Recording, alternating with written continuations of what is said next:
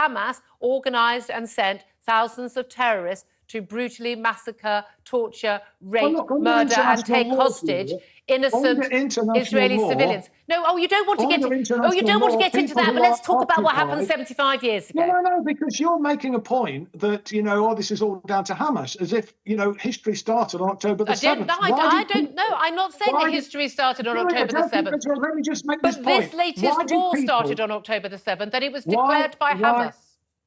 No, I'm sorry, you're wrong. No, it wasn't.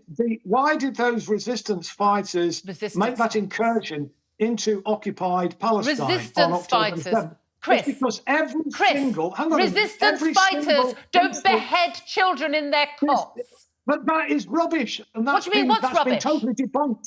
It's been debunked. No, it hasn't been debunked.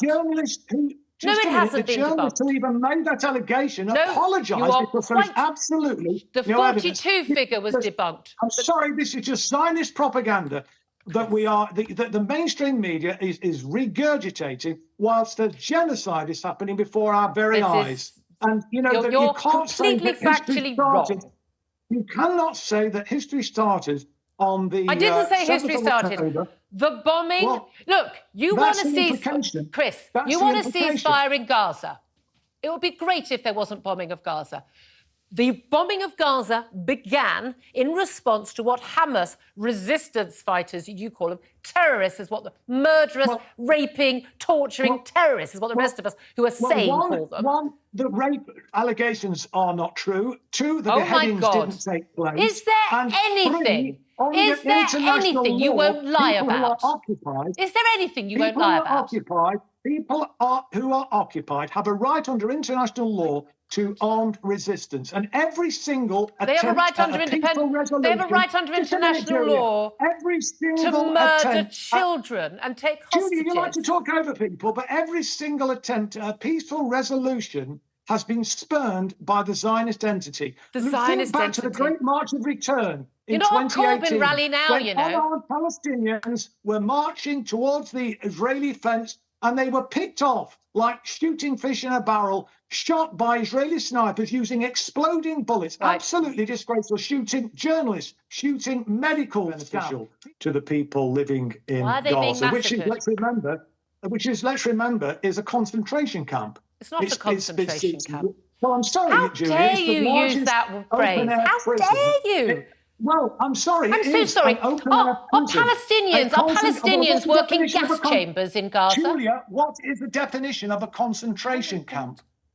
I'm just so appalled. People are penned in. They you are not seem allowed like to a normal person. Nobody is allowed you seem to go like a normal person with normal values. They have a fence around them. And they are oppressed. They are regularly bombarded by the Israeli regime. What an absolute outrage. And how you can defend a regime which is behaving worse than Nazis, actually, in some respects. Worse than Nazis. There we go. Yes, worse absolutely. Than Nazis. Because what we are seeing, Chris, thousands of children are being murdered by this Israeli regime. Why don't we just save time? Why don't you just come on this show and just shout, I hate Jewish people, and save everyone time? They can be kept there. Chris, I've got to leave it. I've got to leave it because my blood pressure isn't going to take much more. Nor is mine, Julia. And I'm shocked that you're not bothered about the appalling genocide which is happening before our very eyes. I'm just shocked by every single word that comes out of your mouth. Your focus is on the resistance fighters. I'll carry on. I'm going to chat to my presenter's friend. Chris, you go back. You keep taking the shilling from the Iranian government, and the one that happily kills girls for not wearing headscarves properly. And you live with yourself and you look at yourself in the mirror. I'm done. Chris Williamson, former Labour MP. Thank God, not a Labour MP anymore. Exactly the sort of person that Keir Starmer was quite pleased to get rid of.